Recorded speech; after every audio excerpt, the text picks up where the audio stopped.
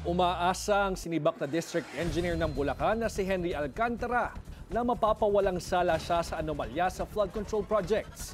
Narito ang Agenda Weekend Report ni Just Ignacio ng Abante.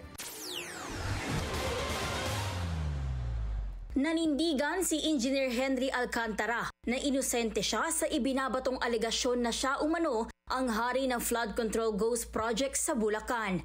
Ayon sa law firm na Flaminanyo, Arroyo and Dueñas na kumakatawan kay Alcantara, niit niya na hindi siya ang pasimuno ng nasabing proyekto. Kung ano man anla ang nagawang mga pagkakamali, ito ay nangyari ng walang basbas ni Alcantara at lingid sa kanyang kaalaman. Daring umano si Alcantara na harapin ang mga akusasyon laban sa kanya. Idudulog umano ni Alcantara sa tamang forum ang kanyang posisyon para patunayan na inosente siya, lalo na ang biglaang pagsibak sa kanya sa pwesto.